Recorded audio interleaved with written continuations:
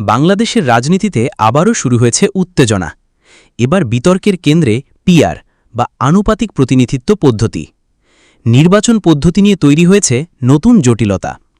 একদিকে বিএনপি চাইছে প্রচলিত ব্যবস্থায় নির্বাচন, অন্যদিকে কয়েকটি শরিক দল আনুপাতিক পদ্ধতির পক্ষে। বর্তমান রাজনৈতিক প্রেক্ষাপটে ত্রয়োদশ জাতীয় সংসদ নির্বাচন নিয়ে তৈরি হয়েছে বড় ধরনের মতপার্থক্য। বিএনপি বলছে বাংলাদেশে পিআর পদ্ধতির কোনো ইতিহাস নেই।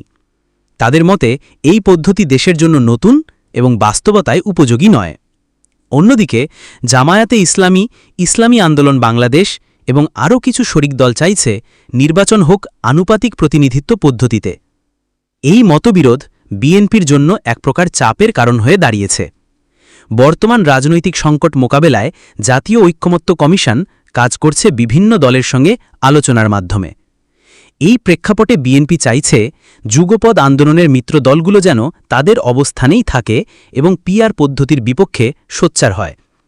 সম্প্রতি 12 দলীয় জোটের বৈঠকে বিএনপি নেতারা নজরুল ইসলাম খান এবং দ্বীন আহমেদ মিত্রদেরকে স্পষ্ট গাইডলাইন দিয়েছেন। তাদের দাবি নির্বাচন হতে হবে প্রচলিত পদ্ধতিতে। পাশাপাশি আলোচনায় এসেছে নারী আসনের প্রশ্ন, সংসদ গঠনের কাঠামো এবং জাতীয় সাংবিধানিক কাউন্সিলের ভূমিকা। বিএনপির আশঙ্কা নির্বাচনের নিয়মকানুন নিয়ে বিভ্রান্তি তৈরি হলে বিরোধী ঐক্যে ফাটল ধরতে পারে। তাই মিত্রদের একযোগে নিজেদের পাশে চাইছে তারা। আপনি কি মনে করেন, বাংলাদেশে পিআর পদ্ধতি কার্যকর হওয়া উচিত নাকি প্রচলিত ব্যবস্থাতেই নির্বাচন হওয়া উচিত? নিচে কমেন্টে আপনার মতামত জানাতে ভুলবেন না। সামনে জাতীয় নির্বাচন, আর এর আগে কোন পদ্ধতিতে নির্বাচন হবে তা নিয়ে দেশের রাজনীতি জ্বলছে নতুন উত্তাপে। এমন আরও আপডেট পেতে সাবস্ক্রাইব করুন আমাদের চ্যানেলটি, আর কমেন্ট করে আপনার মূল্যবান মতামত জানাতে ভুলবেন না। 36J24-এর সাথেই থাকুন।